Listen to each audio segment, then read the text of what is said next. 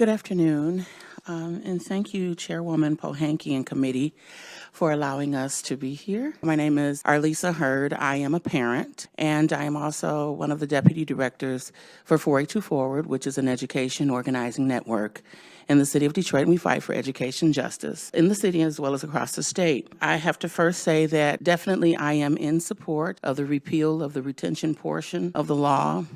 But I want to talk a little bit from the future of this thing here because I am a parent. I have two sons. My oldest son graduated in 2013, and my youngest son is in high school now.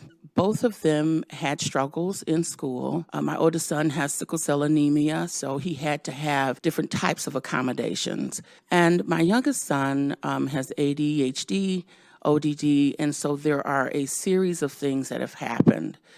For us. We are struggling now. I got a call from the school even before I got here. So even though I was probably crazy to have children 10 years apart, I discovered that I was not crazy as a parent because sometimes when you have children that struggle, you blame yourself. But what I discovered was, oh, this thing is systemic. There's an issue with the system and not necessarily with our parenting.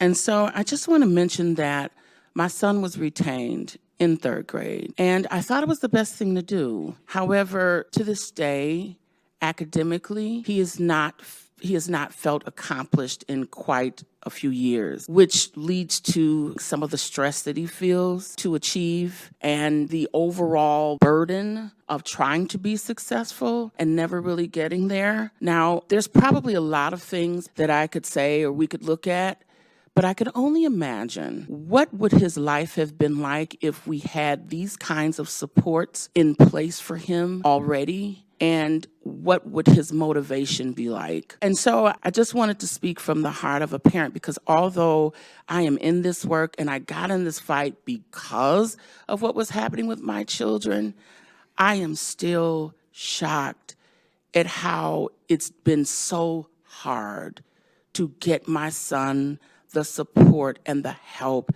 that he needs, that has to come from a body like this to make the decisions to do the right thing by the people and for our kids. I also would like to say that this definitely speaks to the need to address the root causes of literacy, the systemic underfunding and resourcing of Michigan schools, definitely Detroit schools.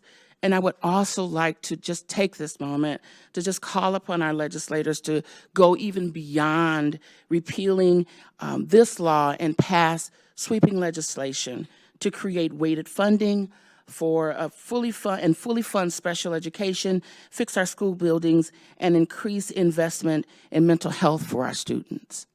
Thank you. Obviously, we are in support of the repeal of the third grade retention. As a retired educator myself, I feel like our students need more support via resources than punitive measures that are not only punitive to the students, they're punitive to teachers too.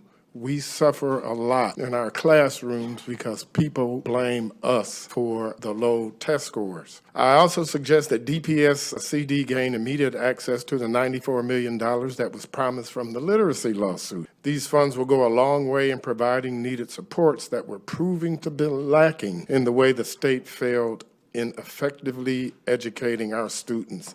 This was in the lawsuit. These are not my words. I believe the major cause of low literacy, or we believe the major cause of low literacy in Detroit and other urban areas is systemic underfunding. Unfortunately, far too many people believe the major cause of low literacy among our students is due to inadequate teachers and parents. One of the reasons why I say this is on a particular lobby day we were here, a Republican legislator told this to me and my students, that it was the teachers and us as parents' fault.